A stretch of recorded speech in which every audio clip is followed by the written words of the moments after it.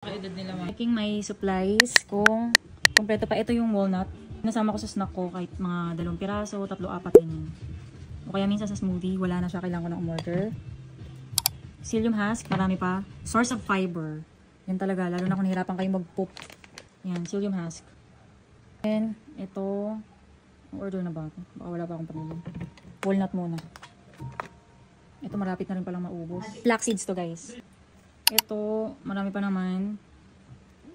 Tsaka itong goji berries. Pinanglalagay ko sa tsaa. Ay, kakabili ko lang pala ng goji berries. Hindi ko palang naisasalin. Tapos, ito, red dates or jujube dates. Mga ano sila. Chinese. Ano ba tawag dito? Herbs. Ito nga yung quinoa ko guys. Ito yung pinang-substitute ko ngayon sa rice. Marami pa naman. Ito yung aming lunch. Ipapan-fry ko lang itong salmon. Kinalistisan na siya ni Kelvin.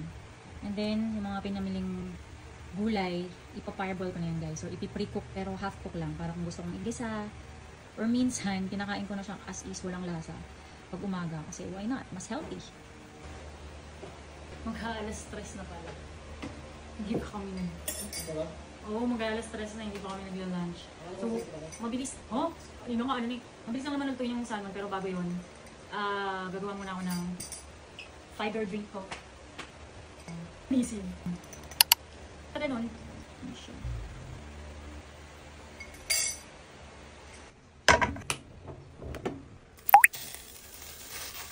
babangas na. Pwede na yan.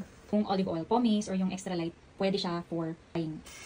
Dahil ito tayong matalansikan, meron tayo ditong splatter. Yun na. Palagay ko dito. Sumunod na yung alarm ko guys. 2.5 minutes. Gawa tayo ng coleslaw. Kunti lang.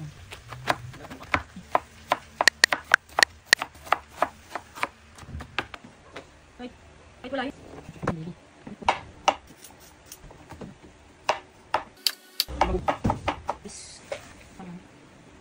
Ayun.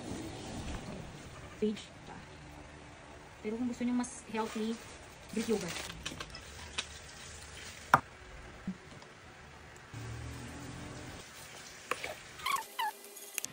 Ang dami ko pang gagawin. Mag-meal prep pa ako.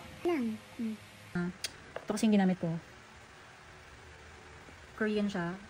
Brown rice vinegar. Natin guys.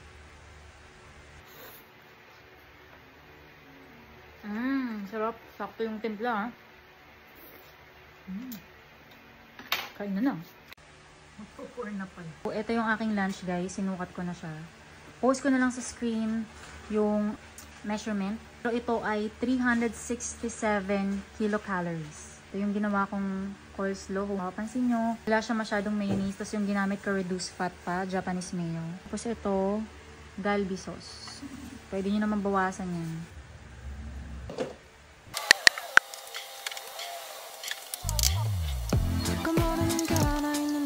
좋은 사람 아니야. 물론